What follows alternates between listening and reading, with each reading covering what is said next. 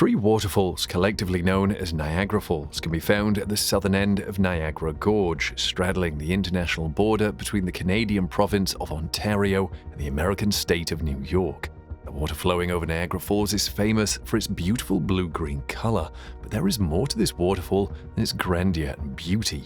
Join us today as we tell you about some of the greatest mysteries of Niagara Falls and why the engineers had to drain it in 1969. Number 3. Engineers drain Niagara Falls in 1969. Although it appears to be a natural wonder of the world, human interference has long plagued the location on the US-Canadian border. Ever since a local hotel owner sent a condemned ship carrying a load of wild beasts over the falls in 1827, Niagara Falls has witnessed a number of dramatic stunts. But no feat has drawn greater attention than a 1969 scientific survey. The U.S. Army Corps of Engineers shut off American Falls that year. One of the three waterfalls that make up Niagara Falls, American Falls, had a reduction in the amount of water flowing over it for several months in 1969. American Falls is recognizable for its immense rock pile or talus at its base, resulting from a series of natural rock slides over the years. There were rising worries in the late 1960s that additional rock slides may entirely obliterate the falls. And so a joint American-Canadian panel decided to dewater the falls for 5 months in order to understand its geological makeup and prevent any potential destruction.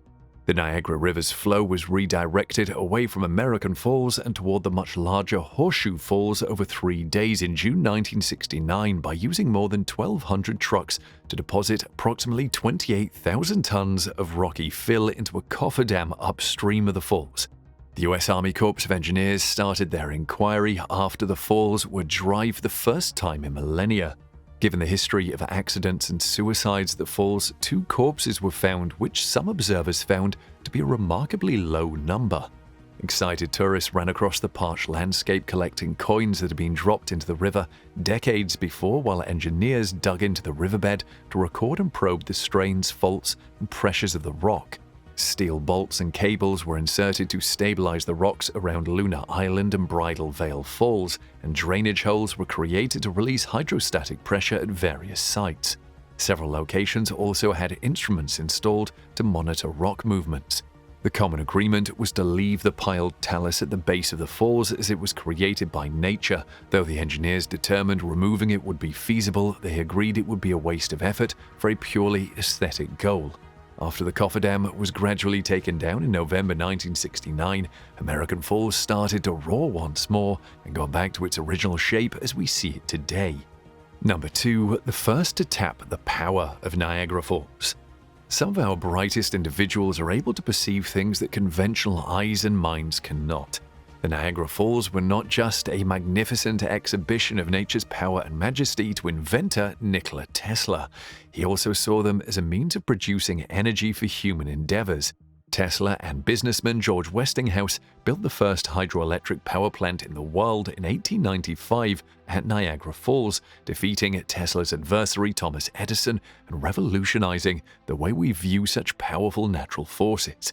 Caught up in what was dubbed by the press the War of the Currents, Tesla and Edison were competing against each other's system of transmitting electricity. Tesla's was called alternating current AC, while Edison invented the direct current DC. The war involved public competitions and demonstrations of the technology, trying to assuage concerns over commercial applications and safety. The AC system used a transformer that was able to regulate voltage in different situations like long-distance transmissions or indoor lighting, and proved to be more efficient and less expensive. Tesla and Edison were involved in constructing a facility at Niagara Falls as part of this competition. In the 1893 International Niagara Falls Commission competition, they were both taken into consideration, but the Westinghouse Electric and Manufacturing Company's proposal, which was based on Tesla's strategy, won the contract. The commission, headed by the eminent British physicist Lord Kelvin, believed that the AC-based system proposed by Tesla through Westinghouse was a better wager than the DC-based one endorsed by Edison. During his visit to the Chicago World's Columbian Exposition in 1893, which was powered by Tesla's polyphase AC system, once again as part of an agreement with Westinghouse, Kelvin was persuaded of the superiority of Tesla's model. Additionally, the viability of Edison's direct current technology for long-distance transmission was questioned. Being a part of the Niagara Falls project had been Tesla's lifetime ambition. Tesla recalled in his memoir how the tremendous falls sparked his imagination as a child, and as he was playing with some mechanical models from his instructors, he considered the idea of water turbines. Hearing Niagara Falls described, Tesla pictured in my imagination a big wheel run by the falls. He even told his uncle that someday he would go to America and carry out this scheme. When finished, Tesla's generators generated 50,000 horsepower, which was a significant amount of power at the time. The switch was finally flipped on November 16, 1896, providing electricity to Buffalo, New York. The turning of a switch in the big powerhouse at Niagara completed a circuit that caused the Niagara River to flow uphill. Following the plant's original launch, thousands of households and companies began to use its electricity, raising the number of generators to 10. The electricity soon started to pour into New York City, illuminating the subways, street railways, and Broadway. Other power stations were also built on the Niagara and elsewhere in the US. By 1920, hydroelectric plants provided 25% of all electricity in the US. Nikola Tesla truly gave birth to a unique idea, and it gave the world a new perspective and area to observe. Though he is not much appreciated for his work and efforts like his competitor Edison, he deserves much more praise because he brought to life the first hydroelectric power plant at Niagara Falls that changed a lot of things in the future. Number 1. Erosion in Niagara Falls.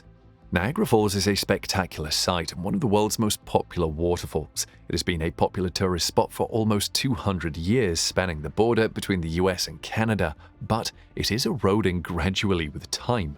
Over 12,000 years ago, it is estimated Niagara Falls was located where the Queenston-Lewiston Bridge is currently sitting. That's 11.4 kilometers or 7.1 miles down the river where Niagara-on-the-Lake is now situated. At one time, Niagara Falls was at Niagara-on-the-Lake Falls, but of course both were uncharted, uninhabited lands and not very much in need of a name at the time other than forest. Niagara Falls has been moving backward from Lake Ontario toward Lake Erie over those many centuries, and the reason behind its erosion.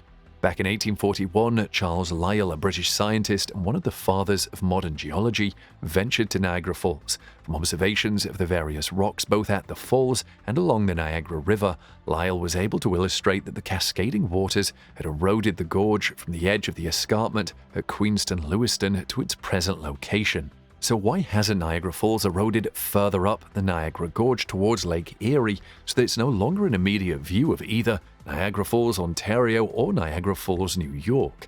Experts believe there are two reasons. The first is that the limestone cap rock which the water is currently flowing over is more resistant to erosion. This limestone layer begins approximately half a kilometer, a third of a mile north of the Rainbow Bridge. As the falls continue to erode southward, the erosion rate will increase when it reaches Navy Island, when the falls will reach a softer layer of rock. But what's really slowing down the erosion is the creation of the hydroelectricity plants on the two shorelines. Due to their water diversion from the river through their plants, they have significantly slowed the rate of the flow over the falls. Some 800 years ago, Niagara Falls existed as a single waterfall. The separation of the waterfall into two waterfalls, the smaller American and the much larger Horseshoe Falls, is relatively new in its 12,000-year history. Next to the American Falls is the even smaller Bridal Veil Falls, which most people tend to lump into the American Falls as one single waterfall. And also the curved shape of the Horseshoe Falls slows down erosion. The crest of the falls was straight until roughly 1775 and located north of the present-day Rainbow Bridge. As the middle started to erode and recede, the sides remained, creating the horseshoe shape. The shape of the crest line determines its stability. The uniform horseshoe shape of the crest line of the falls provides greater stability. The deepest plunge pools are carved out when the crest line of the falls is relatively stable. As the water flow and erosion slowed down due to the limestone cap rock, Goat Island on the American side emerged, splitting the flow into two directions. 1/10 the Niagara River flow goes to the American side, while 90% flows over the Horseshoe Falls on the Canadian side. The difference is basically this. 3,160 tons of water flows over Niagara Falls every second. This accounts for 75,750 gallons, 344,366 liters of water per second over the American and Bridal Veil Falls, and 681,750 gallons, 3 million liters per second over the Horseshoe Falls. The water falls at 32 feet per second over the falls, hitting the base of the falls with 280 tons of force at the American and Bridal Veil Falls and 2,509 tons of force at the Horseshoe Falls. Scientists estimate the world's second-largest waterfall will disappear into Lake Erie 23,000 years from now.